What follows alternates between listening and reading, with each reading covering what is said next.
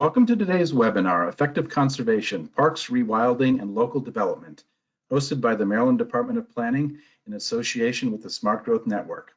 My name is Michael Bayer. I'm the Manager of Infrastructure and Development at the Maryland Department of Planning and Project Manager for the Smart Growth Information Clearinghouse. The Smart Growth Information Clearinghouse is a project of the Smart Growth Network, supported by the US EPA's Office of Community Revitalization and managed by the Maryland Department of Planning. In addition to hosting webinars, the Smart Growth Information Clearinghouse has a website at smartgrowth.org that provides information on effective growth, development, and preservation practices. The Clearinghouse provides information to help local decision makers foster healthy, resilient, and economically vibrant communities. The Clearinghouse is also the virtual home of the Smart Growth Network, a nationally recognized coalition of leadership organizations that have formally endorsed the principles of smart growth. This webinar is one in a series of webinars produced by the Maryland Department of Planning on smart growth and planning topics available for viewing at smartgrowth.org. You can also find out about planning initiatives, planning tools, and educational opportunities in Maryland by visiting the Maryland Department of Planning's website at planning.maryland.gov. We are recording this webinar and will be posting it on our website under the Webinar Archives tab. We encourage you to visit the website and to subscribe to our e-newsletter to learn about our upcoming webinars. The views expressed by the speaker in this webinar are those of the speaker and not necessarily of the Maryland Department of Planning or the state of Maryland. Viewers of this live event are eligible to receive 1.5 CM credits from the American Planning Association and 1.5 CNUA CEU self-reported credits from the Congress for the New Urbanism. To log your AICP credits, visit the American Planning Association's website at planning.org, log into your account, and search for the name of today's event, which is Effective Conservation, Parks, Rewilding, and Local Development. You can also search for event number 923-2609. I would like to acknowledge our webinar partner today, Island Press, and their partnerships manager, Jen Hawes. Founded in 1984, Island Press's mission is to provide the best ideas and information to those seeking to understand and protect the environment and to create solutions to its complex problems. So today our speaker is Ignacio Jiménez. Ignacio has an extensive international experience in conservation, where he's coordinated research and management projects with manatees in Costa Rica and Nicaragua, and with golden-crowned sipacas in Madagascar. He's worked on wetlands and protected areas in El Salvador and coordinated a national assessment of the Spanish experience in endangered species recovery. He worked for the CLT Tompkins Conservation in Argentina between 2005 and 2018, where he managed the largest reintroduction program in the Americas. This initiative included restoring populations of great anteater, pampas deer, tapir, peccary, green-winged macaws, maned wolves, and jaguars. He spent 2016 in South Africa to learn how public and private organizations in Africa manage and integrate national nature reserves, rewilding, and ecotourism. In 2018, Ignacio started collaborating with Brazilian organizations to establish 2 large conservation landscapes in the Atlantic Forest and Pantanal. Ignacio lives with his family near a nature park along the Spanish coast and coordinates a project aimed to establish and expand protected areas in his home country. Following his presentation, Ignacio will answer as many questions as time permits. As always, you can submit a question anytime by using the questions tool located on the control panel on the right side of your screen. And as always, we are going to start today with a poll of the audience to see where everybody is from. And for those of you who join us regularly, given some of the feedback, we have added a little clarification, especially for those who are outside the US. So your options are West, Midwest, that includes Canada, South, which includes Mexico, the Mid-Atlantic or Northeast, and international, I guess, outside of Canada or Mexico. And we do have the locations of folks from the registration list, so we do have a sense of who registered, not necessarily who is online. So we'll give you all a few seconds to respond, and then we'll close up the poll and begin our presentation today. So thanks for being here, and thanks for participating. Give you a couple more seconds. Good response so far. Quite a split as usual.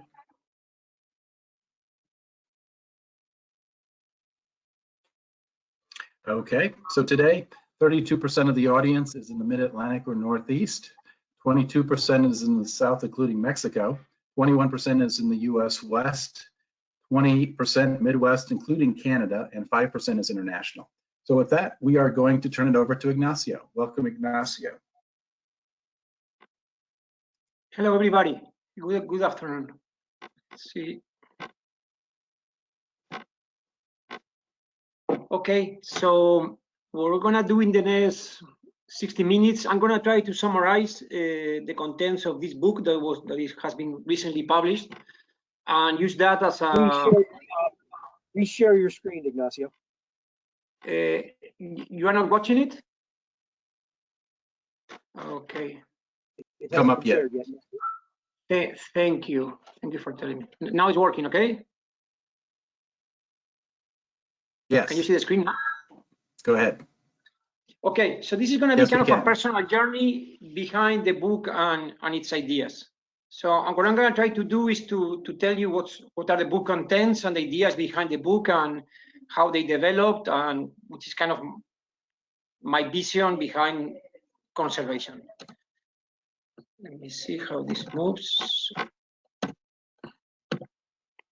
Okay, first, I'm going to kind of tell you my standpoint. I mean, from which situation I'm going to be telling you the contents of the book and my story. Everything starts with what I will call a urban rural boy. I was born in Valencia, Spain. This is the third city of my country. But my relatives, they all came from rural areas. I mean, my grandmother lived in a village of, let's say, 400 people, and my mother 20,000 people. That's very normal for people of my generation in Spain, because the rural migration was very late in Spain compared to the rest of Europe. So I have this kind of mixed personality of a urban guy and a rural guy. But since I have memories, I always wanted to be a biologist. That's something that I remember. I remember being with my elder brother, who is 10 years older than I, and being with his colleagues and just being in the field. And I think we were looking for otter scats and some rare species in the rivers, and just thinking that being a field biologist was probably the most fun work in the world, that I wanted to do that. So I studied biology. It wasn't so much fun to study biology, actually.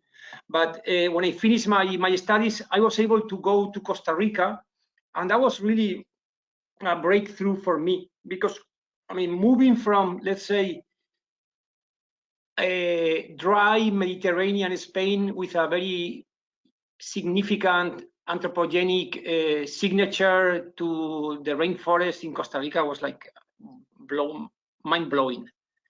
So I did a master's there, and I focused my study on manatees. But the most important thing, I mean, at that time, is that I read about the sixth extinction. I mean, the extinction crisis. This was the mid-90s. I started reading these books by American authors like Michael Soule, Reed Noss, E.O. Wilson. And what I think it happened is that I took it seriously. I worried about this issue, and I worry about these species that we've been, I mean, as humans, we have known and we were able to picture or to photograph, and that we will never see again, probably in our lives. This provoked a very important change inside me, and it's very related to this talk. So because I stopped seeing myself just as a biologist, and I started seeing myself as a conservationist. The moment I picture myself as a conservationist, my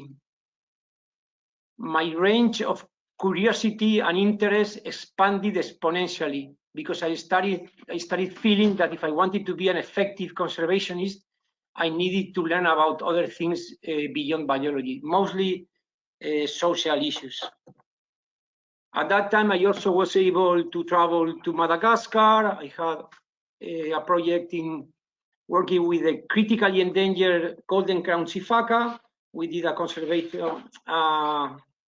conservation status assessment. We worked to create a national park there with a local NGO.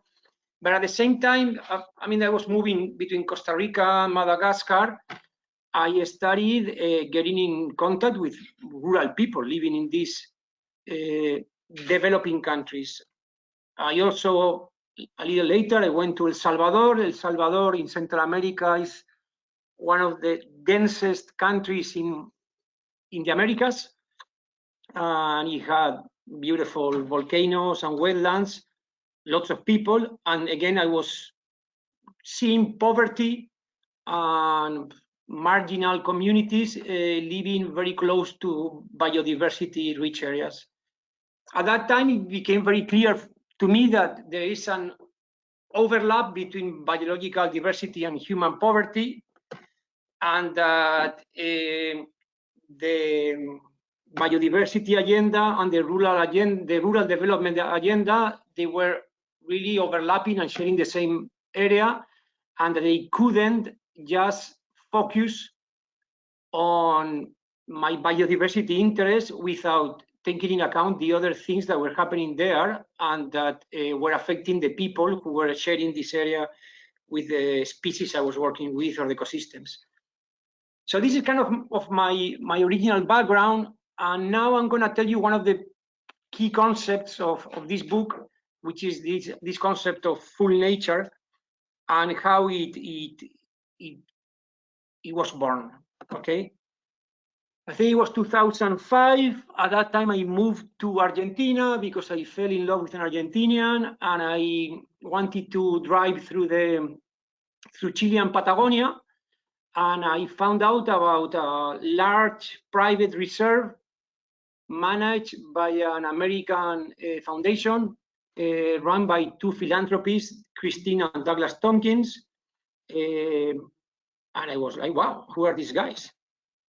Then I was lucky enough to end up working for the organization here in northeastern Argentina. And this is kind of the cradle of this idea of full nature.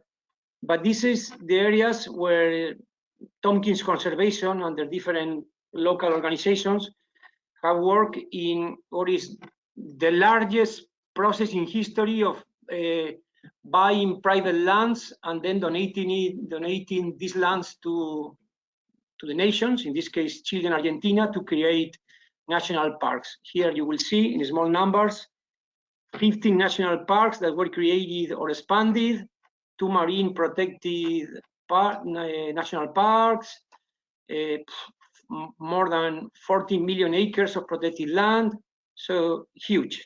But let's focus on this area, okay? Because everybody, when they talk about the donkeys, and probably many of you have heard of them, they always talk about Patagonia.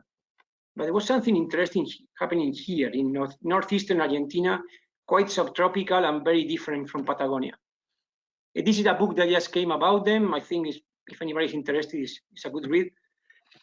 So something that I found out at that time, and at that time I started creating the Rewilding program for Tompkins Conservation in Argentina. So I moved from, let's say, researcher to consultant to actually what I call a practitioner. Is that there was huge resistance to the idea of, let's say, a foreign philanthropic organization buying land and saying that they're gonna aim it to conservation. There were like huge resistance in Chile. I'm not going to talk about that because there's not enough time. But here in northeastern Argentina, and this resistance always is expressed by very kind of short sentences. Here is, they came to steal the water. Of course, if in most countries the concept of conservation philanthropy, even the concept of philanthropy, is totally alien to them. That someone uses private interest for a public interest is something quite unseen by them. But if this someone says that they're going to use lots of private money to create a national park and then donating it for conservation, is like, come on, man, tell me another story because I'm not going to believe this one. So of course there's going to be some hidden agenda. In this case, is they came to steal the water. Tompkins was some kind of CIA or Mossad operator who wanted to get the big reserves of water in South America. This is the area where we were working. It was a provincial reserve here, and we bought 150,000 hectares of land of cattle ranches and turned them into private reserves with the idea of creating a huge national park inside the provincial reserve. I mean, the idea became so popular that at that time, the second James Bond movie with Daniel Craig, James Bond was fighting this very evil guy called Mr. Green, who wanted to steal water in Bolivia. So it was very clear that at that time, Hollywood was hearing that there was some kind of interesting story going on in South America. Well, the good thing is that conflict brings opportunities for improvement, because it was clear that the way we were communicating our project, it wasn't connecting with the local society in Corrientes province or the Argentinian society. They weren't, either they didn't believe it, they distrusted, or they were not interested. So at that time, something that I kept hearing again and again from powerful landowners and politicians is this phrase that, and we were always talking within an existing protected area that was created by the local government, so it wasn't something created by us.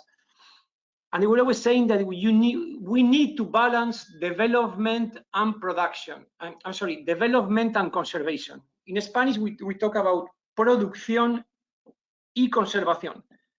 And when you hear about this kind of balancing both things inside a protected area, you know where the balance is going to go, on which side of the scale is going to weigh more. It was clear that if society had to choose between animals and people, nature and economy, which side they were going to choose. So what we started thinking is we need to break this dichotomy. We started seeing it as a false dichotomy in which you have to choose between black and white and create some kind of gray, and looking at the narrative and the problem in a different way. At that time, in 2007, it was officially the first year in which there were more urban people living in the world than rural people. This sounds kind of obvious today in 2022, but at that time it was unheard. So it was the first time in the history of our species in which there was more people living in urban areas than rural areas, and that changed many ideas of how lands should be used. So we started looking at the situation in a different way, and we started seeing that the neighboring village that was close to our main property, private reserve, where our headquarters were, they had very good standards of employment and economical standards of well-being. And it was very clear that they had a different economy than other villages, and that economy was based in what we were producing, which was wildlife, as a private foundation, but also the government with their provincial reserve.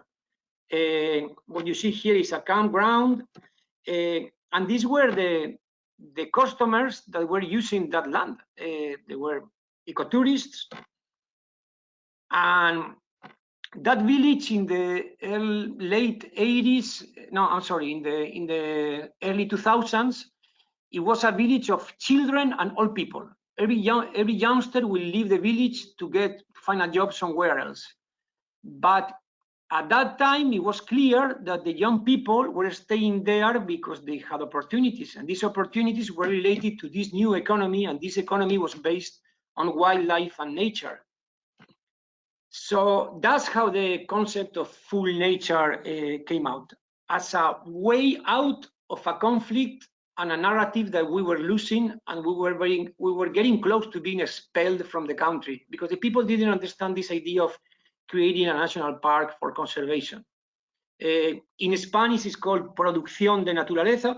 It works much better than in English, but the concept, the term production in English has a mechanistic industrial feeling that it doesn't work similar in Spanish. So the idea is that the parks that we were creating and we were going to donate, if they had complete ecosystems with abundant wildlife, because at that time we already were starting our rewilding program and reintroducing locally extinct species, this will become let's call it a spectacle. And this would be the base of a restorative economy where the primary sector wouldn't be the only economic activity, and the service sector will become much more important, and that will create new opportunities, a new sense of pride, a reevaluation of local knowledge, as probably you will see later. This will be the base of local development, or we also talk about vibrant rural communities, which they see then the parks as the base of their economy, and everybody is happy. And this reinforces a cycle where conservation and people, they benefit mutually. So the moment we started changing the way we talked, and we started talking about producción de naturaleza, I remember the first time I used the term, it was like kind of a testing experiment. We were in the lodge of our reserve, and there were congressmen and senators from the local province. The moment we started showing data from other countries, Costa Rica, even the national parks in the United States, and I remember a senator saying, "Wow, I never heard it this way.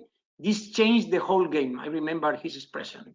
So this park that we were creating here in the dark green areas started moving. It was exactly the same plan, but the way it was perceived was different, because then they started seeing this as a productive area. We were providing access to new areas. These all are private lands, and ranchers, they are typically don't give access to people who don't own the land, but we would provide access because we were landowners. So we were creating portals to a new productive area that 10 years ago was seen as totally unproductive. This is the village.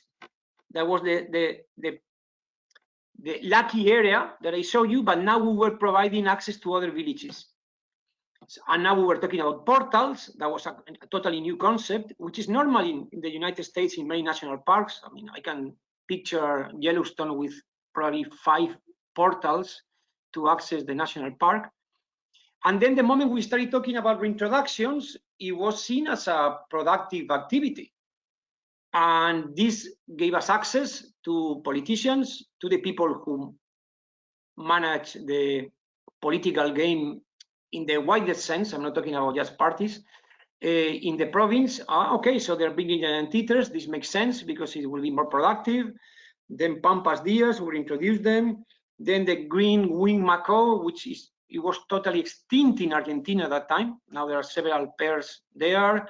So the moment we released the first green winged macaws, local people were very excited about it.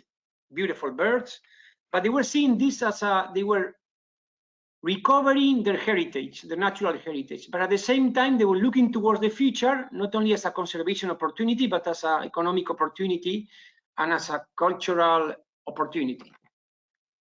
So these are the green winged macaws we released the first day. We also reintroduced javelinas, tapirs, and jaguars. I mean, we are talking of a cattle ranching society, which is one of the most challenging things that you can do, try to bring a large predator to this kind of society, very traditional. But we were very lucky. I mean, and this wasn't part of the plan, we were just lucky. We did a social survey to try to understand the perceptions of the Correntinos about the idea of recovering jaguars. Corrientes is very idiosyncratic within Argentina. It's kind of a republic within the republic. And we discovered that the people were very positive about the idea. And the reason is because the Correntinos in this region, the people in the rural areas, they speak Guarani, which is a native language. And the jaguar word comes from the Guarani language. So for them, jaguars were just lost relatives. You must understand that Corrientes was colonized by Spaniards, like in the 1500s. So they never see themselves as colonizers. They feel that they've been there forever, and they are mestizos. So you have a mix of Amerindian culture, native culture with Spanish culture. Everything is mixed there. So it's kind of the opposite to the typical frontier mythology or mentality of the Rocky Mountains or Wyoming, or even Patagonia, which was recently colonized in Argentina. So for these guys, jaguars were a part of their heritage. They weren't something that was conquered, or it was backwards or wild or bad for them. It was part of their culture. So when the first jaguar arrived to our jaguar breeding center, this is a very small village, mostly forgotten in the country, but for them, the jaguar arriving there, it was like Messi or the Pope arriving to their village. It was a star. The kids were crazy about it. There you see Douglas Tompkins on the release of the jaguar in the breeding center. So, I mean, within this new framework of full nature, which is the beginning of the book, the kind of, we moved from being dangerous freaks to useful people that connected with the concerns, the needs, and the cultural roots of the local people. So then the park will become a productive area, which lots of access to many villages instead of just one access. We were providing access, so we were generous about it, and the people acknowledged that. And we were providing also attractions through rewilding. And also we could connect this with local culture. The gauchos, the local cowboys, they dress in a very, very authentic way. They keep the traditional clothes, the traditional way in which they move through the wetlands, the way they dress, especially the men, and their folklore. And for us and for them, it was very easy to connect rewilding, I mean, ecological restoration, through this phrase, corrientes vuelve a ser corrientes, which means corrientes becomes corrientes again, which is getting the past and projecting it into the future, and also with culture. So this was a campaign of posters designed actually by Douglas Tompkins, where everybody in the province was seeing that culture and nature were connected. Here you see the gauchos proudly showing the return of the jaguar.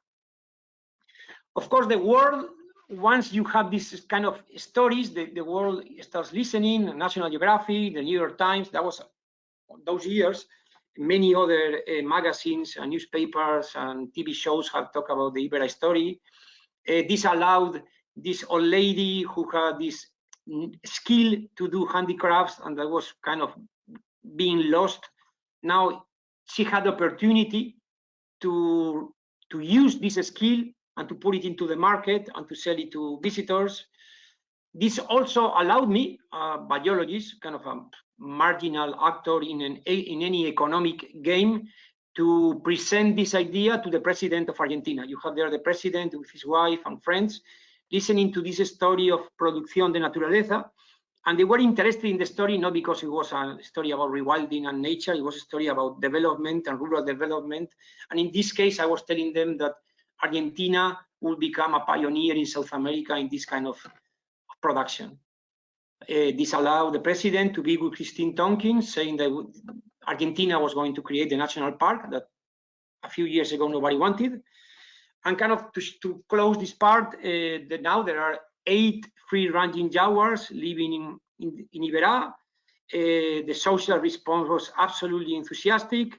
In the last carnival in Corrientes, which is very important, the jaguars was a symbol, and the people were very positive about it. So we were able to connect economy and culture and nature in a single narrative.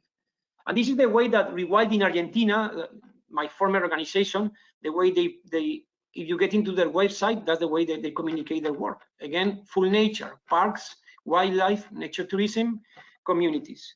And if you see their different programs, they are focused on lands, ecotourism, rewilding, and community development. But the interesting thing is, and you will see that in that chapter, is that many organizations that are successful or have been successful is that they end up using a similar approach. This is kind of like a evolutionary co-adaptation. At the end, similar pressures, similar results. So this is African Parks, and if you look at their website and the way they communicate their work, African Parks is probably one of the most successful and effective organizations in the world right now. They talk about very similar issues. community development, biodiversity conservation, ecotourism, law enforcement, which is very, very important in Africa, not so important in other continents. So this is chapter 2, full nature. There will be examples from different countries. Yeah. So now the rest of the book, I mean, and something that I wanted to tell you at the beginning when I was telling you my standpoint is that since the moment I started seeing myself as a conservationist, my kind of main point of interest, kind of my professional obsession is how to make conservation effective. So if I am going to be a conservation, how can I be the most effective conservationist? And one thing that I was always thinking is how do you structure a program to be effective? How do you structure your mind to be effective? How do effective conservationists think? So most of the book is about a framework to manage what I call effective conservation programs. This is kind of the typical way that most scientifically trained, and I'm scientifically trained also, biologically trained conservationists see conservation. Typically, it's a linear process where you make some kind of assessment and diagnosis, then you identify problems, then you plan solutions, you implement the solutions, you evaluate, and if everything goes well, you celebrate or you adapt. Quite linear. This is another way, and many people who manage programs will feel very comfortable with this because it's quite logic. You make a diagnostic, you plan, you implement, you evaluate, and then you adapt and you keep going. This kind of equates, makes conservation similar to medicine, a very technical process, medicine, where in medicine you make a diagnosis of what was the problem, you propose a treatment, you evaluate, and you keep going. The problem is that conservation and medicine are very different. And what has happened with COVID is similar to that, because what has happened with the pandemic is not private medicine between a doctor and a client, is society, and society is messy. Because in conservation, there is seldom a general agreement on the relative importance of the problem. Different groups think differently about how the problem is important. Similar with what happened with COVID as a public issue of medicine, of health. There's lots of controversy on the potential solutions. What? Similar to COVID again. And conservation, in this case, is mostly a political process. It's not a technical process. It includes technical and scientific components, but it's about society taking decisions together. Everything that we saw about Iberá, it wasn't a technical process. It was about managing narratives, myths, governments, NGOs, local communities, majors, lots of groups with different visions and interests. This is called the decisions in policy process. It comes from an American, Laswell, that talk about the policy science. At that time, I was reading about this, and something that I noticed, I'm going to go slow because I think I'm going fast, and this is kind of abstract, is that this is the way that the people in the policy process see political or public processes. And this, and this is the typical things that we saw here, and it's obvious for the typical conservationist with a technical or scientific training. But other decisions of the policy process, like promotion, conflict management, norming, or termination, are typically disregarded by most conservationists because we are not trained to see that. Conflicts typically are understood as something went wrong. We talk about egos and things like that, and most rational scientists think that conflicts happen when something goes wrong. But conflict doesn't happen when something goes wrong. Conflict happens always. It's part of the game. And also you need to promote your policy. In this case, it was our park and rewilding in Iberá, in a way that people will feel interested and attracted and will provide support instead of trying to expel you from the country. So this is kind of the framework. I call it the wheel. And this is the way I see today as a professional the management of conservation programs. And it's very different from the typical linear step-by-step logic of most conservation programs, or the way that most people see conservation programs. You have to manage everything at the same time. And I will give you examples. Planning is being affected by promotion. You need to promote your project to get, but also you need information gathering to get information about what you promote. And then you need to promote to get resources to implement. You need to manage conflicts at the same time. And everything is simultaneous with different priorities and strengths, but everything has to happen at the same time. I'm going to give you examples so you can understand this. Okay, this was a picture that I took in one of my programs in El Salvador, in Central America. These are my two colleagues. This is Lino. At that time, we were doing a management plan for a future national park in El Salvador. So this is the typical planning workshop, participatory workshop with local communities. And here you have peasants and local leaders, and we were telling them different options for national park. So this will be seen typically as a planning activity, something like this, or here, something like this. But when I look back at that moment and the way I see now conservation, and this is what kind of what the book tries to convey, is that everything was happening at the same time, because at the same time that we were doing planning, we were absolutely and clearly promoting the idea of a potential national park. We're doing promotion, but at the same time, the way in which we designed the workshop, who was invited, how they were invited, how they were seated, who was seated with whom, how we allow them to talk, how they were interact, that will manage conflict totally. I mean, the same meeting managed in different ways could be a success or a total disaster.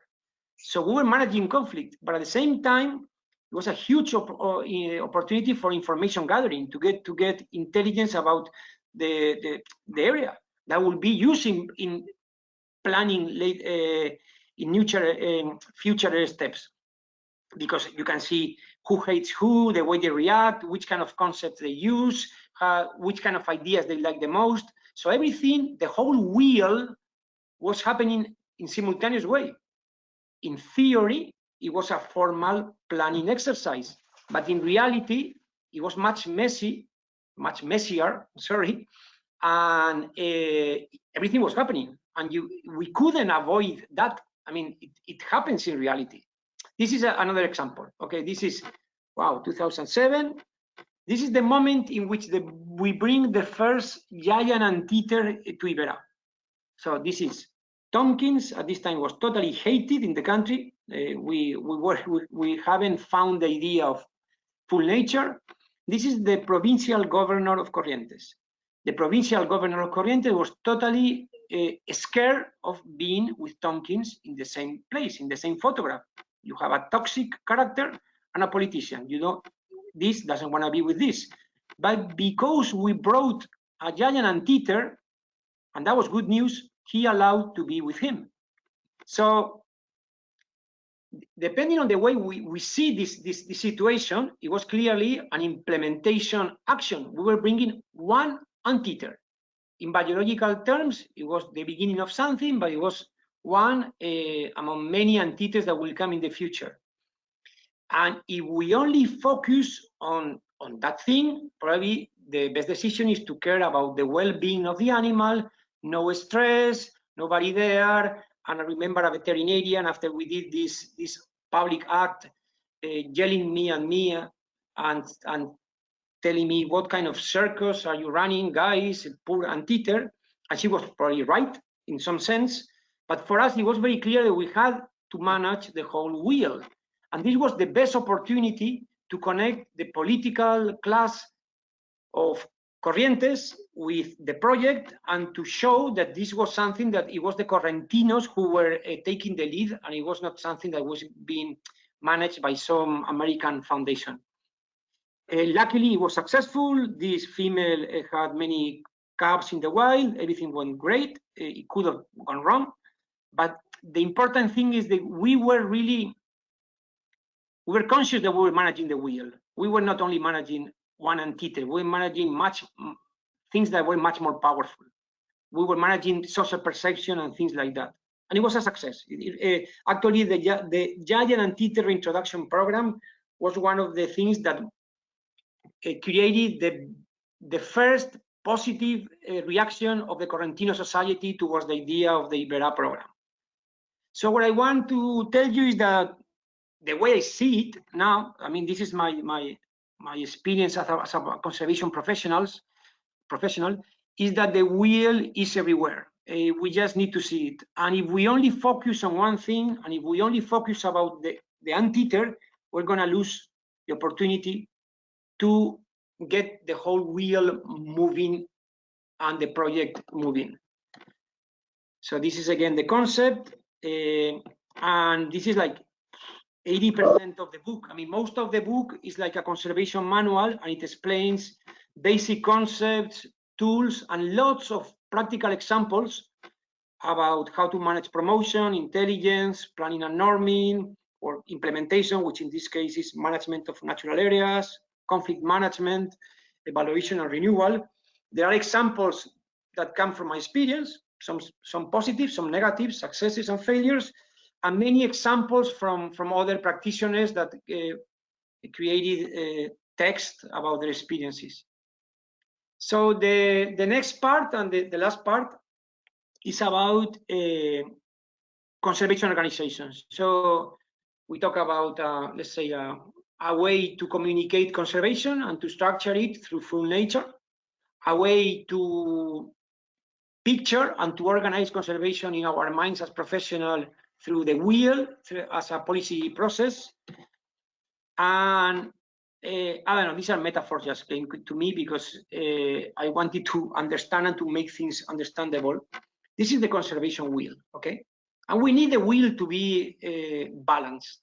So if we only invest in promotion, like education people, or if we only invest in research, like most scientists, or in norming, lawyers, you don't have a real wheel. It is either totally unbalanced, so it doesn't spin properly, or you have some kind of stick or log blocking the wheel, and you don't see it because you are only looking at your little part. So the wheel, to produce something, to lead you somewhere, it needs to be connected to organizations, which is another of my obsessions or themes of interest. Conservation organizations. And you need leaders. You need people who are here in front of the boat, watching the wheel, managing the wheel, keeping it in good shape, but also steering the boat so it leads you to your vision, which could be a national park, the restoration of a species, large landscapes, whatever. So chapter 11 is about organizations. And this brings me kind of to my origins in Costa Rica. Here you have Costa Rica. And I remember that in the early 2000s, this was before Ibera, but I think the first year in Ibera I was able to still go to Costa Rica. This is Guanacaste Conservation Area. This is a network of protected areas in Costa Rica that for some reason worked particularly well, different to other conservation areas in Costa Rica. So the question is, why Guanacaste works better than the others if it's part of the same bureaucracy? It wasn't independent. It was part of a national system of public areas. Okay, there were autonomous systems, but they were part of the system. Why were they able to achieve these results? The area expanded from 1,000 hectares to this size, with dry tropical forests, marine, coastal, rainforest, and cloud forests. And this area, which is 10% of the country of Costa Rica, which will be 0.00 something in the world, it hosts 2.6% of the world's biodiversity. They were able to manage the first global experience in tropical forest restoration. We are talking about the late 80s, first 90s, when in theory it was impossible to restore tropical forest. They invented the concept of parataxonomists, where local people, you can call them peasants or people who were working in cattle ranches, they were trained to be a specialist in identifying insects and plants and to work with scientists from, let's say, Harvard or Yale or big universities, which providing them with stable salaries, much better conditions, economic conditions, but also a totally different and improved social status in their communities.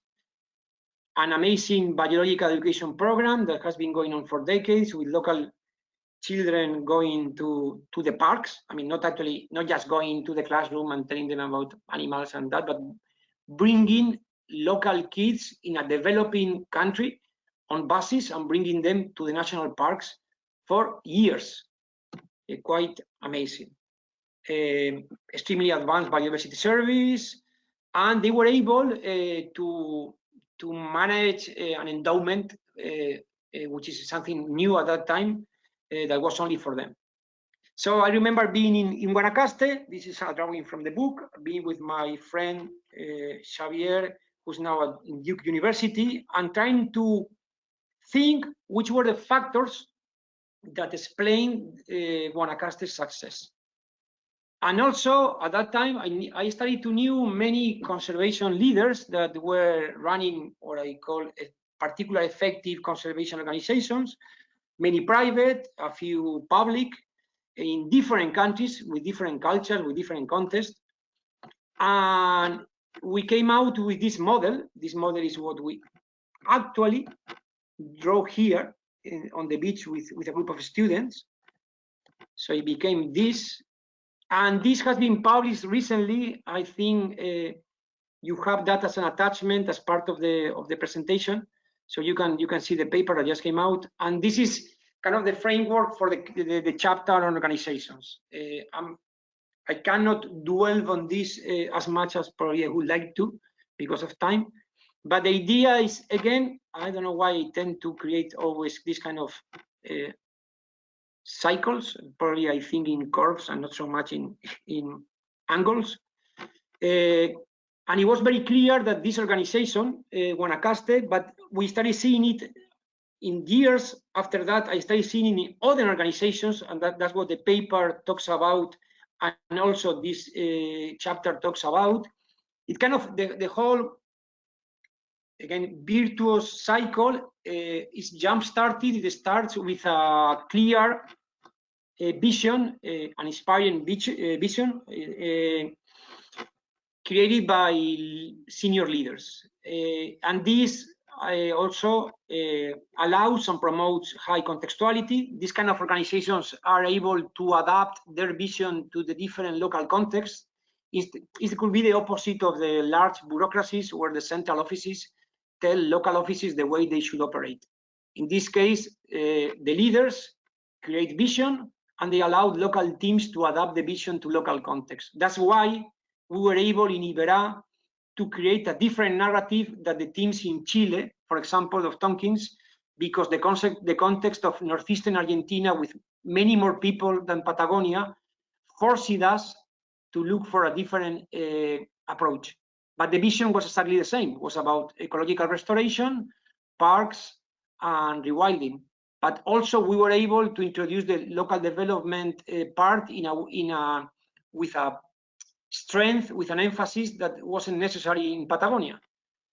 Also, Guanacaste and other organizations, they promote what I call a practice-based learning culture, where they allow mid-level officers and the team working in the ground to make mistakes, to take the decisions, and instead of pointing fingers, then learning from that. I remember that because we promoted that in the rewilding team that I coordinated for years. So it was about learning, not about finding culprits or people that you want to blame. Compare that with many organizations that you probably know. And also to promote shared leadership. I mean, if senior leaders are able to create, disseminate, communicate, and inspire with a powerful vision, then you let the people at mid-level take the decision. It's like, okay, this is what you need to achieve, find a way to do it, and don't ask me for instructions all the time. And that allowed for local leadership. In the case of Iberá, we were successful in creating people who knew the local communities very well, and they were leaders. People who knew the provincial authorities very well, which is the provincial capital, and they were leaders. People in Buenos Aires who knew how the Argentinian society works and perceives reality, and they were leaders. And also we had our American, let's say, senior leaders who understood the US and a global scenario. I was also global, so also kind of was part of the mix. It's very important to have good results.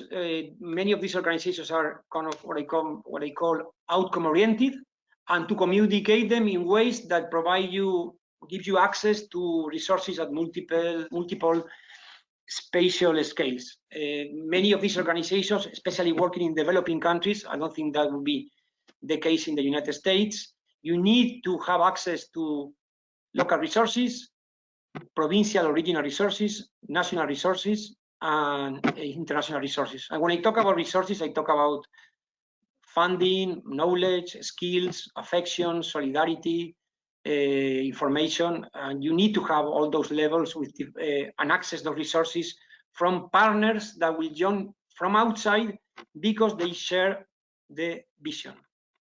And also to have a long-term financial and administrative autonomy. In the case of Guanacaste, part of their success was because Daniel Jansen, who is an American ecologist working in the university in Pennsylvania, who was extremely committed to Guanacaste, he was able to create an endowment, I think at the beginning from the government of Norway and probably later from other sources. And that endowment was only aimed to Guanacaste. So that provided a financial and administrative autonomy to Guanacaste compared to other conservation areas that always relied on money from San Jose, from the capital. So the moment you know that you can plan in the long term because you have an endowment and you manage that endowment, you can take decisions in a much better and more effective way. So this is another effective conservation organization. This is Rewilding in Argentina, which is the way that now Tomkins Conservation it is branded in Argentina. These are my former colleagues. I worked there between 2005 and 2018, and these are their achievements, which are quite impressive. They have now the team with the most experience in reintroductions in the Americas, to my knowledge. 20 years ago, we knew nothing. There was no experience in Argentina, so we had to create it. And I also had to create a team from scratch, learning from other continents and from other cultures and from other teams. Another very interesting organization is Mauritian Wildlife Foundation. Small island, Mauritius. Why is this important? This is what they have achieved. And this is the most noteworthy thing. I mean, I don't know of any other organization, especially at this scale, that has saved so many species from the brink of extinction. We're talking about the Mauritius kestrel, that in the 90s, some experts were actually advising to give it up. They say, I mean, we are not gonna spend more money in this animal because it is doomed. Okay, these guys, they brought it from 5 pairs to 800 individuals. And they're probably now in carrying capacity for the size of the island. The same with the pink pigeon and other species of birds. Look at the original numbers and then the present numbers. they've been pioneers. I mean, they are the first people, some of the first people who have been talking about ecological replacement, which in this case is acknowledging the role of land tortoises in small oceanic islands, acknowledging that they will never recover the original species that was fulfilling that role. So what they are doing is they are introducing, no, they are not reintroducing, an ecological equivalent from, I think, the Aldabras land tortoise from Seychelles, if I'm not wrong. And this was groundbreaking. And it's going to happen more and more in small oceanic islands, and it's happening in other continents. Of course, again, all of them, they end up working with ecotourism. I mean, the three that we saw, they end up connecting, again, nature with local needs through ecotourism. It's kind of the most obvious solution. Australian Wildlife Conservancy, different context. This is what the size of the land that they manage, 6.5 million hectares, which in acres should be like something like 15 million acres. And they're pioneers in the idea of, okay, one of the main problems in Australia is exotic predators, feral cats and red foxes.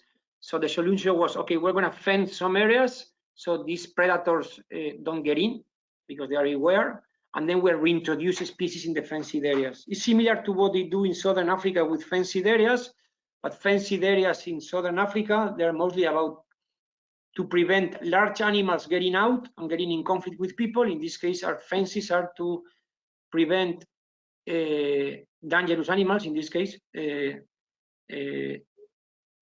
invading exotics into the protected area. So excellent work with rewilding and with introductions. They manage fire in one of the best ways in the world at a huge size. They're managing also free exotic ungulates, and they are innovators at a technical level. They don't. It's interesting. They don't work so much with local development because you don't need to do that in Australia because it's a rich country.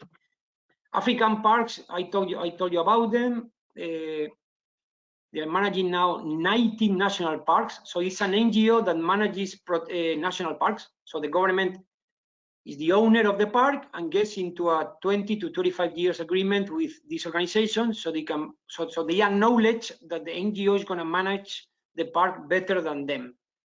So they get the funding, they do the agreement, and they manage the parks. This is the number of countries they're managing, the size of the area, and one of their biggest successes, in my opinion, is that no government has ever broken a contract, which is, I mean, they are working in some of the most difficult governments regarding governance and corruption in the world, probably, and the government never broke a contract. I mean, these are 20 to 25 years contract. It would be very easy to imagine a changing government and the government saying, no, okay, we're not interested in this. We're gonna get all the assets from the park because you are foreigners, blah, blah, blah. And then the government will do something with that. It never happened. This is the translocations they've done, their introductions, and this is the number of employees, which I think is one of the keys what this never happened. They are the main source of income and employment to the areas where they work, and also of health, mostly, health system and education. So they become a government, they fulfill the role that the government should fulfill in an area with external funding, and that makes them politically resilient against, let's say, the temptation of someone throwing them out. So what do these guys have in common? I'm going to go fast because it's time just for questions, but just to show you this. Leadership is something that really interests me very much, and I find as a key for success. In general, the people behind these programs, these organizations, actually, they tended to be visionary.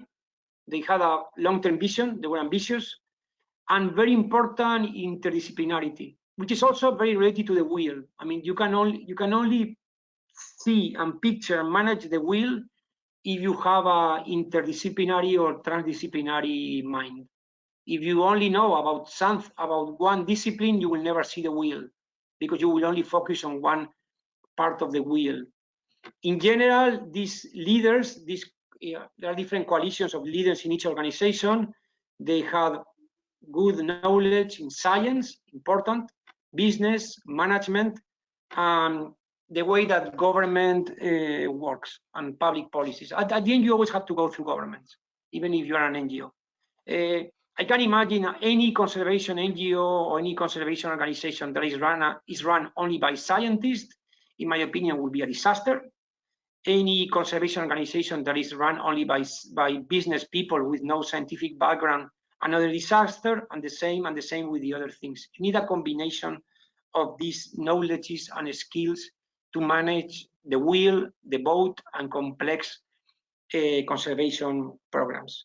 They tend to be articulated and inspiring. They spend lots of time on site. This is very important. So instead of being all the time in an office, many of them, they actually live in the protected areas where they work. I mean, Jansen spends most of the year in Guanacaste. Douglas, when he was alive, and Chris, who's still alive, when they were there managing the programs, they didn't have a house in the United States. Either they live in the parks in Chile or the park in Argentina. So they were always watching reality on the ground instead of from some kind of computer or whatever. That sounds weird today in these COVID times where everything is online. And in general, they shared leadership at different levels. So if you have leadership at many levels, the organization is much more resilient. In the case of Guanacaste, you have this combination of the typical scientist with someone who came from the Costa Rican government and bureaucracy and who knew how the system works. In the case of Mauritius, a Welsh guy, Carl Jones, scientific training, someone with knowledge in business and administration, and a local guy who was trained and had experience from Carl Jones. And here, the Tompkins, a very powerful Argentinian leader who's now the CEO of Rewilding Argentina, who came from working in the Argentinian bureaucracy of national parks. This just to finish, the shared leadership in the beginning of African parks is extremely interesting, in my opinion. You have Peter Fernhead, who is the CEO today, a manager with lots of experience in management, one of the most respected ecologists in Africa, a business guy who was also a philanthropist, and a politician from the same party as Mandela, who came from exile at the time of democracy and who knew how to connect the whole vision with the political system of South Africa. So these guys tend to be audacious and innovative. All of them went against the typical practices in their countries, so they tried new things, outcome-oriented, boots on the ground, emphasis on outcomes instead of indirect results. Many other organizations, they tend to focus on plans, protocols, strategies, research, outreach. They tend to show the results. The most effective organizations that I've seen on either hectares or acres, ecosystems, or numbers of populations. At the end, this is what conservation is about. This is just means to an end. If you only focus on this, you at the end, you don't know if you're actually achieving what you say that you want to achieve. In many of them, strong international contacts complemented by national and local leadership connect social agenda with conservation. Again, we go to full nature, the way that African parks communicate. So just to close, this is a summary. So these are the main concepts in the book. The concept of full nature at the beginning. So in order to get widespread support to conservation programs, we need to connect them with the material and immaterial needs of wider society. I mean, when I say wider society, I'm talking at local level, provincial, national, international. When I talk about material, I talk about jobs, I talk about income, but immaterial is extremely important. In the case of Iberá, it was a matter of pride, of feeling that their culture was unique and it was valuable, and it was not something outdated and that should be erased by globalization. We go to the wheel. This is the way I see conservation programs, the way I manage them today. It's very important that you have any action that you do, even if it is research, or if you are giving a presentation, or if you are writing a national park management plan, or you are releasing Iberian lynxes, you are always managing the whole wheel. You always have to look at all these parts. So in this case, conservation programs should be seen as complex policy processes instead of just techno-scientific challenges.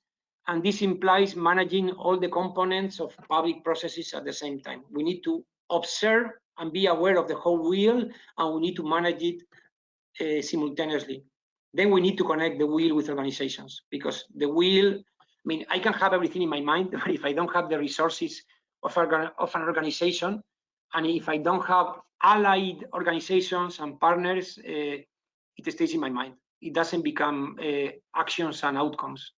So we need effective conservation organizations that are designed for this purpose. I mean, the kind of a structure that works for a health agency, or that works for a tourism agency, or someone who works with buildings, doesn't work for conservation. It has to be applied to this purpose. It needs to be inspirational, audacious, outcome-oriented, politically savvy, articulated, and with boots on the ground. So again, we go to the third model. And at the end, the book is about this metaphor. It's about managing the policy process, the wheel that you see there, so that it moves ahead, connecting it to an organization, a boat, having good leadership inside the boat, getting allies on your trip towards what is going to be your vision. It could be a national park, it could be a species, it could be a population, it could be a landscape. But the only way you're going to move forward is by managing the wheel and having the proper boat and support on your trip. So just to summarize the book and this talk, I think that we need to build a large constituency, which includes big and small players. Big players, I mean, if you can access the president of the country, which it was our case in Argentina, do it. Depending on the country, you will be able to do it. It's much more difficult to access the president of the United States than the president of Mauritius. It's probably more difficult to access the governor of California than the governor of Corrientes. But if you can, do it. But at the same time, don't forget about the small players, which are typically local people, which are absolutely key on the ground. So to build this large constituency that will support our conservation agenda, but at the same time, it's very important to keep our eyes on the prize, which is biodiversity outcomes, because sometimes we focus so much on the constituency and the likes that we get on Facebook, or the donors that we get who's funding us, that we forget that we are here, we're talking about hectares, acres, and populations, and that's what conservation is about. Okay, so this is the book. That was kind of a summary. Here you have the book, and if you are interested, Island Press was very good to tell me that I should show you this, and that you have a discount code, SMART, to save 30%. And with this, look at it for a few seconds. And muchas gracias, thank you, and I think we have some time for questions. Thanks a lot, guys.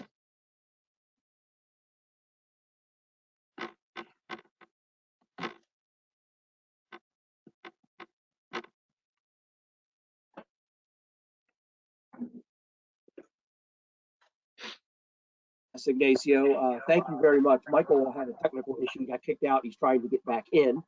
I believe in the meantime, we could post some questions. Oh, he might be getting back in right now. First question that we had here was early on. They said, what was the name of the first book that you had mentioned in your presentation? Not the book that you wrote, but there was a book that you mentioned early in the presentation. Okay, it's called A Wild Idea. It's written by Jonathan Franklin, and it's about the Douglas Tompkins and his work as conservationist. Okay. A wild Sure. idea, and it's easy to read, and it's a great story. I'm sure that Hollywood sooner or later is going to make a movie about this. Patrice Carson wanted just to mention that her sister lives in Valencia, and it's a beautiful city. It is a city, yeah. And it's becoming too fashionable, kind of. But yeah, I know of several Americans coming to Valencia. Excellent weather, nice size, good infrastructure, nice people, paella, important too. Yeah. Well, I think Michael's here, so I'm going to turn it over to him. Yeah, thank you. Sorry, we have a little technical difficulty here.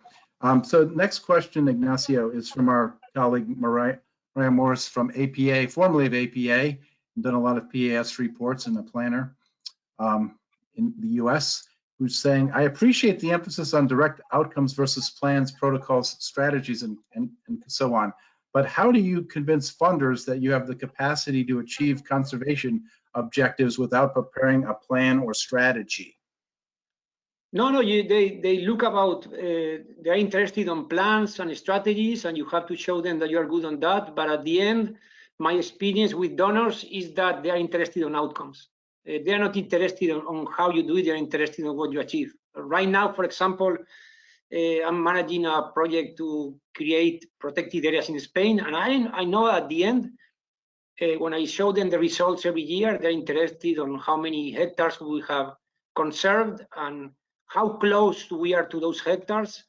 And okay, they will look at the plans and things like that, but at the end, the most important thing is outcomes. I think that the key issue is always to remember the difference between means and ends. Our ends, our goals are conservation, are hectares and these outcomes, and the other things are just means that we need to adapt to our end. They are absolutely necessary, but they are not enough. Okay, thank you. We'll just keep going through these questions and see how many we can get through in the next 20 to 25 minutes. And thanks to everybody for participating, and thanks to John for filling in. I sent him a panic message there for a second. Next question here is from Linda Hitachi, who's saying, hello and thank you for a very interesting session. My question is the wheel planning process that you developed based on something, or did you devise it yourself? And could you also bring it up, well, I don't know if we can bring it up again, but maybe talk a little bit more about that wheel and how you pulled it together. The wheel is actually an adaptation of the policy science framework. So, I mean, the policy science was created in the 50s by Laswell, and there was a conservationist in the 90s, Susan Clark, who still works at Yale, and who applied it to the framework, to the use of conservation, okay? But the idea of the wheel, which is creating the axis and all that, that was something that came from giving different courses. So yeah, the parts of the wheel come from the policy process. The shape or the idea of the wheel is something that came out from my brain. Yeah.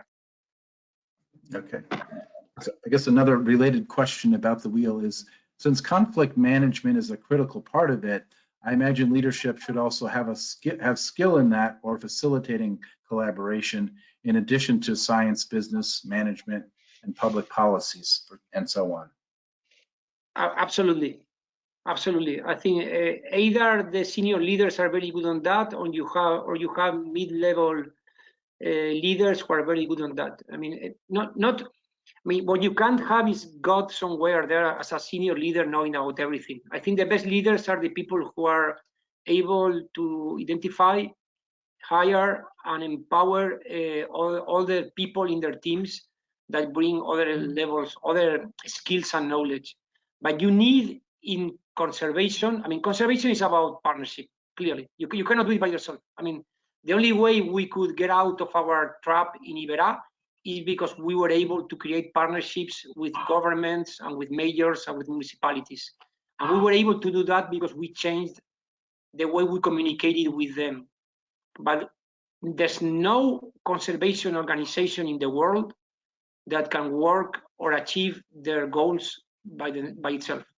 So you always need partnerships, which means that conservationists need to be good in partnerships, or at least conservation organizations need to have that kind of skill within their teams. Okay, thank you. Since we're talking about this topic, several questions have come in that are related, I would say. So the next question here is from Richard Fetter, who says, what incentives do the governments of these countries that you've mentioned have to abide by for the commitments that they have made? It depends very much on the country. I mean, it depends very much on the politician. This is, again, totally context-oriented. I mean, every politician, the incentive is to look good to either their voters or to their peers or to their allies. I mean, that's the same in Botswana than in the United States. So if you're talking, and governments are very complex. This is also very important. Governments are complex organizations because it's very different what a governor or a president or what we will call a politician wants and what a civil servant and a government official want. They respond to very different incentives. The second group will respond to peers and science and their long-term position. Politicians respond to, let's say, image and other things.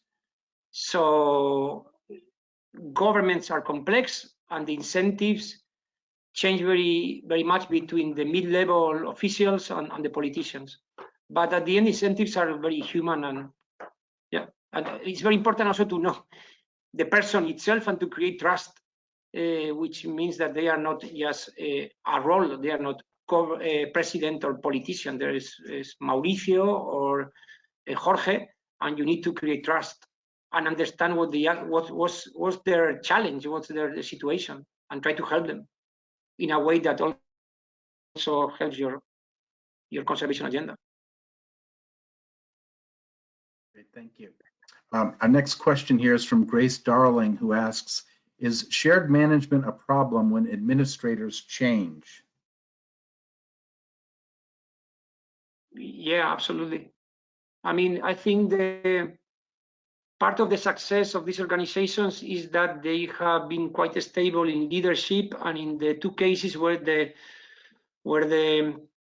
senior leaders died, which is Tompkins and Copley in Australian Wildlife Conservancy, they were able to create a very stable vision, and that their successors in the organization were able to take over and to maintain the vision. The problem with governments in this case is that it's absolutely impossible that they keep the vision. I mean, just look at the United States in the last 8 years, and that they change so fast that policy changes all the time. So part of the success, I think, of African parks is that they make these 20 to 25 years agreements. And so even when the government changes, or just the interests or priorities of the president changes, they keep their vision because they have an agreement, and they keep working and working and working. So I think that's one of the main challenges of working with governments, is that their policy changes too. I mean, you cannot achieve conservation in 4 years. That's something that, I mean, for me it's obvious, but I didn't say. It takes at least 10 years to 20 years results. And governments change during that time, and policy changes, and they react to Twitter and other things, and they are too voluble. So that's a challenge working with governments. Okay, thank you. Next question here is from Leilani Boykin, who says, thank you, Ignacio, for sharing this incredible work. Can you please tell us more about the locals that are involved in these efforts? Are they primarily volunteers, local nonprofits, coalitions? Is their focus conservation, recreation, culture, or something else? Well, it's everything. Again, it depends on every case. I mean, but and as a general rule, you try to bring as many partners as you can. In the case of Iberá, I mean, we hire gauchos, which were typically labor that work in cattle ranches under quite bad working conditions. You offer them a better salary, better social security, You give them a sense of pride because you provide them a vision, you allow them, you treat them better. Something very important for us was housing. It sounds secondary, but in this case was extremely important. Good housing gave them a sense of pride. So that would be the equivalent of the peasants turn into parataxonomists in Guanacaste, but also you have local entrepreneurs who want to do the transition to ecotourism. You work with them. You have mayors, are extremely important players, stakeholders. And then also we have, typically national volunteers in the case of Argentina, and some international volunteers. So again, it's a combination. I mean, you have to read your terrain and see which opportunities you have, and try to be open to anybody who want to join in and be practical about it. Yeah, and also you have to understand what they need and try to not only what you want, is what you need. So try to provide them what they need, which, as I said, it can be material or immaterial, in a way that at the same time pushes your boat towards the goal. Okay, thank you. And thanks again for everyone sending in questions, and we've got a number of excellent ones, and you can continue to send them in, and we'll keep going for maybe 15 minutes more. Next question is from Chris Newbecker, who says, was the reintroduction of jaguars seen only as a positive from citizens? Did anyone see this as a danger to people or livestock? And if so, how was this conflict addressed? There was a part of the question that I didn't understand. In the middle part of the question. Okay. So I think the question was, when you were talking about the jaguars, there's a lot of positive response from citizens. Did anyone view it as a danger, the reintroduction of jaguars, to a danger to people or livestock? And if so, how was it addressed? Yeah, I mean, many people were concerned about that, but again, everything is about context, okay? I mean, what we did in Iberá with jaguar is a very unique case in South America, because there was lots of land. We are talking about 500,000, which is more than 500,000 hectares, which is more than 1,000,000 acres of land without people. That it will fill the concept of wilderness, okay? And typically, those kind of areas that are good for jaguars in South America, they still have jaguars. The unique case here is that there were no jaguars because they were hunted down. So we had lots of space. That really helps. We had a culture that didn't hate jaguars. Okay, this is very different to what is happening with the wolves in the United States. Okay, this kind of hatred and political division or whatever. So we have two things: space and a culture that is agreeable with the animal. But of course, there were concerns. I mean, practical concerns about, wow, we're going to have jaguars, they will kill the livestock or the people. If you have lots of space, you can say, okay, but we're going to release them there where there's no people. Okay, but also part of the strategy, and this is very important, is that we didn't bring jaguars and release them. We brought captive jaguars that were not releasable to a breeding center in the core of Iberá, in a very remote area that was extremely complex to build, but that allowed people to get used to the idea of jaguars living in Iberá without having actually jaguars free in Iberá. So it takes time for people, okay, jaguars are there, but they are not still free. Okay, they had calves. Wow, those calves, they have names. I love them. They're the first Correntino jaguars. Kids get excited.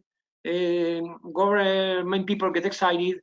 And some years later, by the time we released the first jaguars, society kind of passed the shock of the change. So they got kind of psychologically habituated to jaguars in an area where it will take years until the first jaguar get in contact with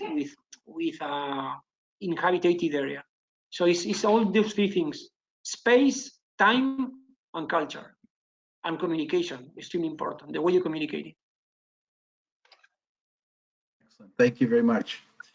Next question here is from Danny Schulte, who says, I work for a tribal government that considers the land as more of a working landscape.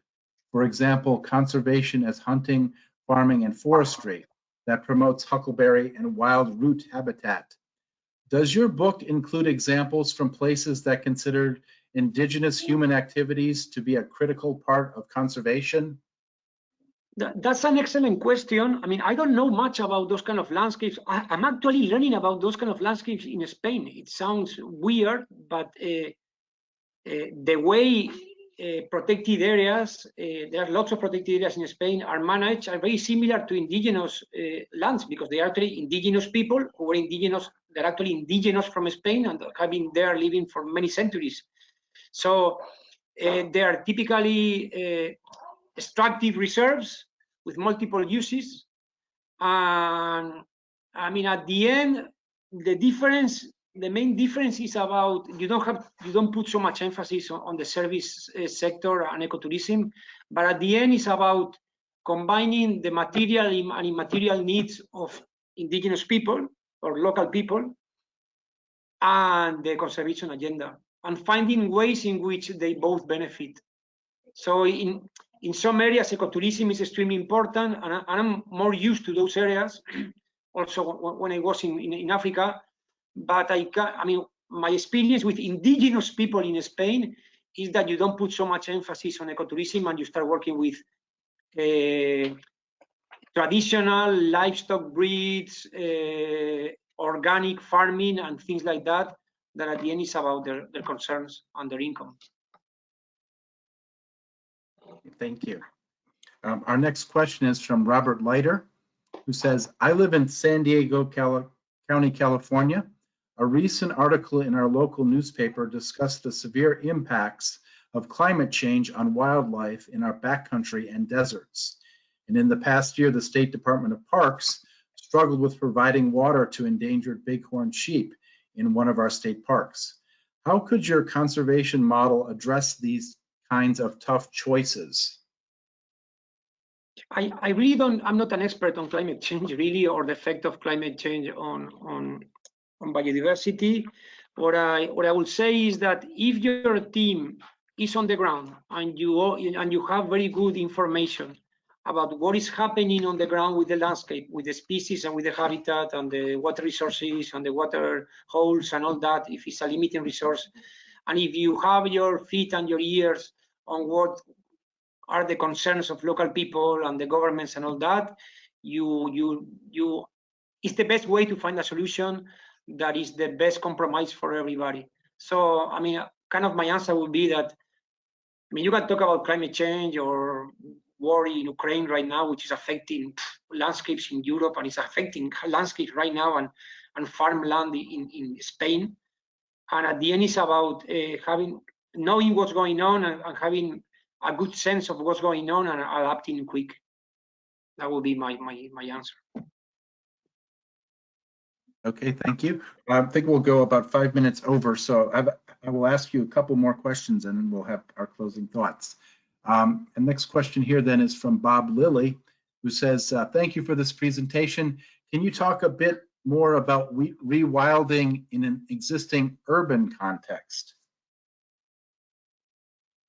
Again, I'm not a big expert on that. I think rewilding is something that is becoming kind of a buzzword in the good and in the bad sense. I mean, I'm not very orthodox about it. So if it works, it works.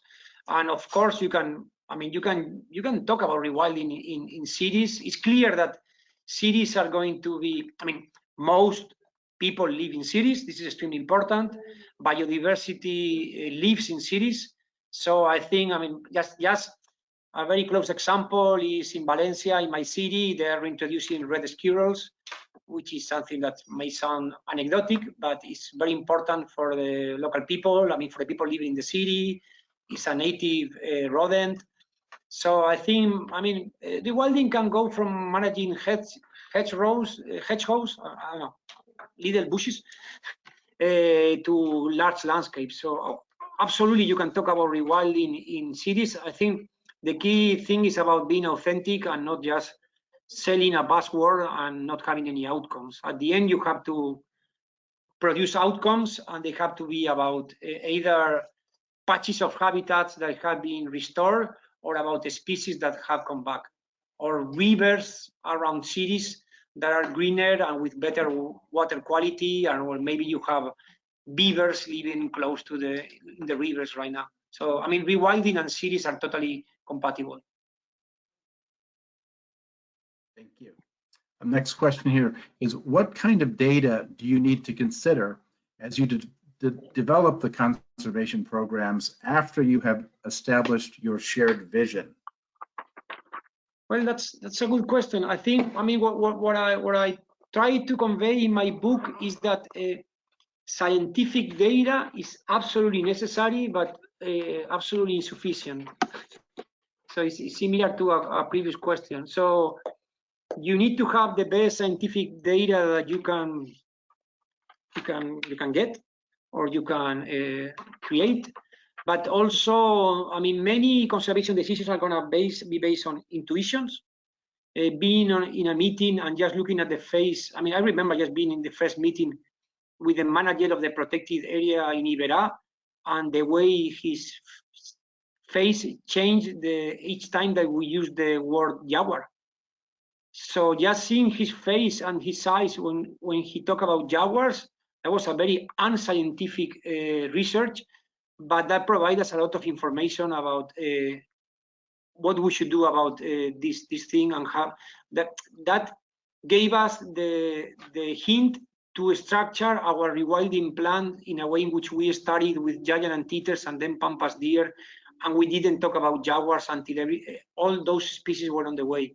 So you're going to combine formal research, scientific research, qualitative data, quantitative data, information from newspapers, gossip, and you have to filter it, and intuitions. It's about getting all that information and having enough common sense to use it. So you are going to get as much information as you can from different sources, and you have to discriminate. Okay, thank you. Our next question here is from Lori Stinton, who says, do you think it's better for wildlife to encourage denser human development in order to preserve more land? Or do you think it's better to bring nature into our cities and towns, which would likely result in more sprawled out footprint of development? I recognize that the question is too simplistic, that ideally we should do both, but I'm curious about your opinion about what is best for biodiversity and protecting the large predators that find themselves in human-wildlife conflicts. Okay, I'm very much against single bullet solutions, and about kind of dichotomies between, I mean, the typical debates in conservation, like either it's better to have pristine wilderness and national parks than to have indigenous land and extractive reserves. No, it's better the second, and they start fighting each other. And I've seen that for decades.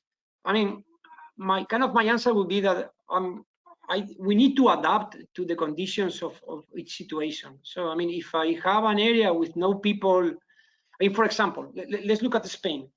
For some reason, I mean, Spain is very different from the United States in the sense that we have lots of empty landscapes, areas with very low density. People don't know that about Spain, because Spaniards, we tend to congregate in towns. We live in apartments. And then you have the United States with sprawling areas where people want to live in the 80s or whatever. They move from the cities and they want to live in the forest, and then you have people running, and a cougar will eat the jogger. So the context is very different. You have to adapt to that context. In theory, it probably would be better to have people concentrated in areas and to concentrate the impact, and also to have kind of empty areas for nature. But that will be a disaster for cultural diversity. I mean, at the same time that we are losing biological diversity, in the same areas we are losing cultural diversity, rural diversity, languages, cooking recipes, fiestas, traditions, and those only have sense in rural areas. So if everybody goes to live in the cities, we're going to lose that culture. So I think it's very important to have wilderness areas. It's important to have biodiversity in the cities, and it's very important to have indigenous reserves, and it's very important to have rural landscapes where people coexist with wildlife. And we need everything, because that's part of the pleasure of life and diversity in the world, cultural and natural diversity. Great, thank you. We could definitely go another 30 minutes or more with questions, but we'll have to stop here. But before we end the presentation today, just wanted to give you an opportunity to give us some closing thoughts tonight. I think it's just my summary at the end. I mean, it's first, if you are interested in this kind of ideas, I think that the book is readable. It was written in a way that you don't need to be a scientist to read it. You need to be very curious, because you need lots of disciplines to combine disciplines. This is something that I didn't stress enough. So I think it's about, if you want to be effective in conservation, you have, in my opinion, leaders have to integrate lots of disciplines. So, and I think the book does that in a way that is kind of friendly. So at the end, it's about integrating those disciplines and being very pragmatic and open to partnerships with other people, without, as I said,